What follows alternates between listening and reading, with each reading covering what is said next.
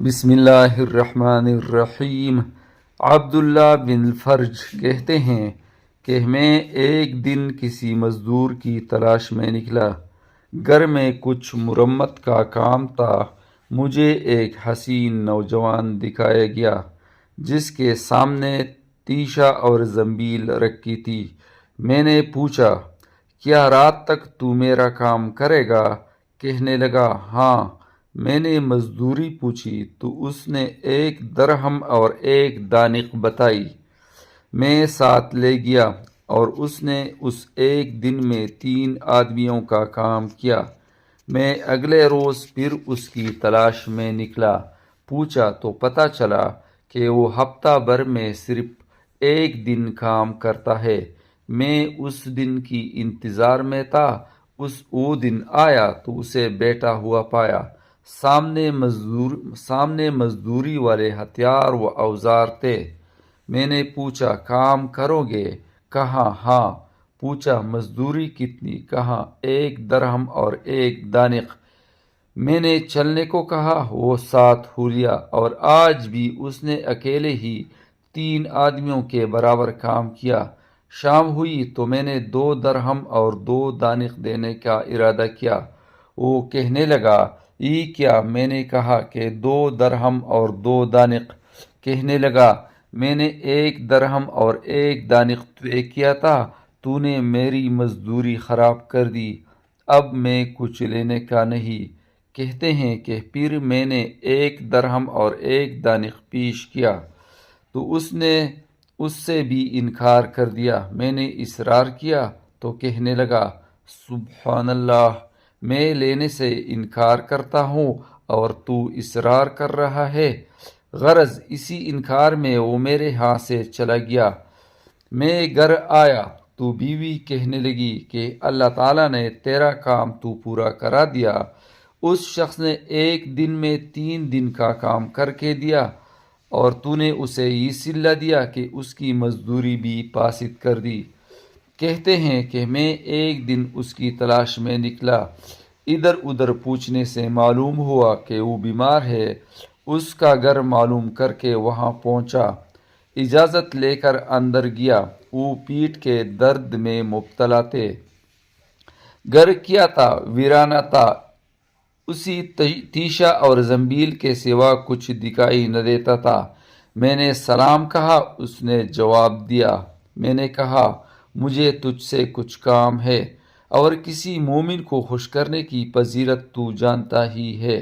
میری خواہش ہے کہ تو میرے گھر پر چلے، میں تیری ذمہ داری کروں گا۔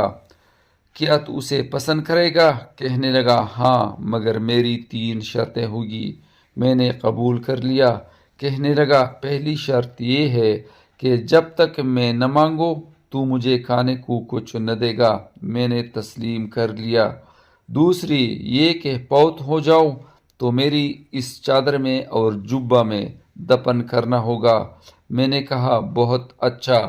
کہنے لگا، تیسری شرط ذرا سخت ہے، وہ پھر بتاؤں گا۔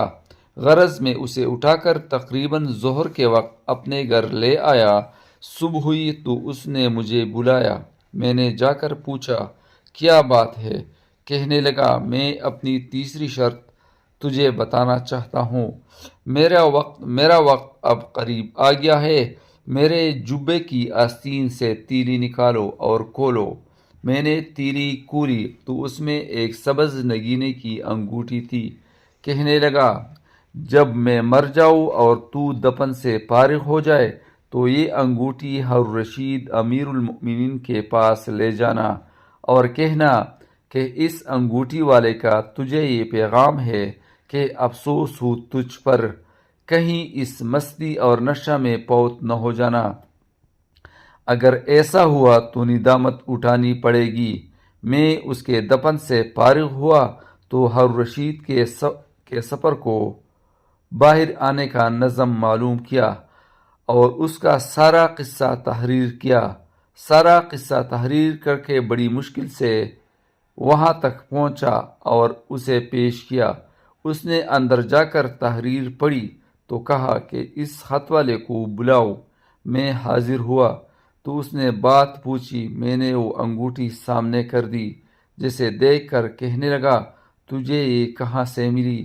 میں نے کہا ایک مزدور آدمی جو تیان یعنی مٹی کا کام کرنے والا تھا، میں نے دیکھا کہ خلیفہ کے آنسو آنکھوں سے نکل کر اس کی داڑھی پر اور داڑھی سے گزر کر اس کے کپڑوں پر پڑ رہے تھے، اور وہ زبان سے تیان تیان کا کلمہ دہرا رہا تھا، یعنی مٹی کا کام کرنے والا مزدور۔ پھر اس نے مجھے اور بھی قریب کر لیا۔ میں نے کہا امیر المؤمنین، اس نوجوان نے مجھے ایک پیغام بھی دیا تھا اور کہا تھا کہ انگوٹھی پیش کرنے کے بعد کہنا کہ اس انگوٹھی والے نے سلام کہا ہے، اور یہ کہ کہیں اپنی اسی نشے والی زندگی میں فوت نہ ہو جانا، ورنہ ندامت کا منہ دیکھنا پڑے گا۔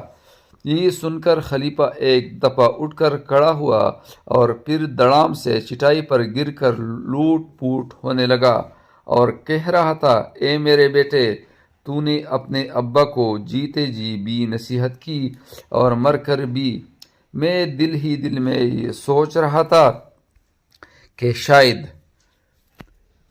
شاید وہ نوجوان امیر المؤمنین کا بیٹا ہوگا، مگر مجھے کچھ پتہ نہ تھا۔ خلیفہ دیر تک روتا رہا، پھر بیٹھ گیا، پانی منگا کر چہرہ وغیرہ دھویا، مجھ سے مخاطب ہو کر پوچھا، تو اسے کیوں کر جانتا ہے؟ میں نے اپنا سارا قصہ بیان کر دیا۔ پھر وہ دیر تک بہت روتا رہا، پھر کہنے لگا کہ وہ میرا ہاں پیدا ہونے والا پہلا لڑکا تھا۔ میرے والد نے مجھ سے تذکرہ کیا تھا کہ وہ زبیدہ سے میرا نکاح کرنے والا ہے۔ ادھر میری نظر ایک عورت پر پڑ گئی جو دل میں بیٹھ گئی۔ میں نے اپنے والد سے چھپ کر اس سے نکاح کر لیا۔ اس کے ہاں یہ بچہ پیدا ہوا تو میں نے دونوں کو بصرہ بھیج دیا، اور اس انگوٹھی کے علاوہ اور بھی بہت سا سامان میں نے ان کو دیا، اور تاکید کی تھی کہ اپنا حال کسی پر ظاہر نہ کرنا، اور جب سنو کہ میں تخت خلافت پر بیٹھ گیا ہوں تو میرے پاس چلے آنا۔ میں جب تخت خلافت پر بیٹھا تو میں نے خود ان کا پتہ کیا۔ مجھے یہ بتایا گیا کہ وہ دونوں مر چکے ہیں، اور یہ تو پتہ ہی نہ چلا کہ وہ لڑکا ابھی زندہ ہے۔ تو نے اسے کہاں دفن کیا ہے؟ میں نے جواب دیا، عبداللہ بن مبارک کے قبرستان میں۔ کہنے لگا، مجھے تجھ سے ایک کام ہے، مغرب ہو چکے تو میری انتظار کرنا، میں بیس بدل کر آؤں گا۔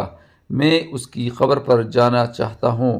میں انتظار میں رہا حتیٰ کہ وہ اپنے خدام کے ساتھ نکلا اور آ کر اپنا ہاتھ میرے ہاتھ میں تھما دیا۔ میں اسے نوجوان کی قبر پر لے آیا۔ وہ رات بھر صبح تک روتا رہا اور بار بار یہی کہتا رہا، میرے بیٹے، تو نے اپنے ابا کو زندگی میں بھی نصیحت کی اور مر کر بھی۔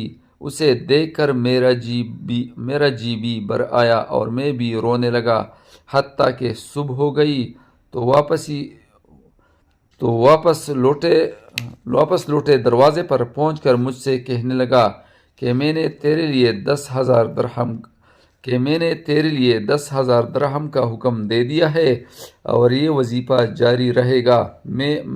میں مرتے ہوئے اپنے ولیعہد کو یہ وصیت کر کے جاؤں گا کہ تیری نسل کے لیے بھی یہ وظیفہ جاری رکھے کہ تیرا مجھ پر حق ہے، کیونکہ تو نے میرے بیٹے کو دفن کیا ہے۔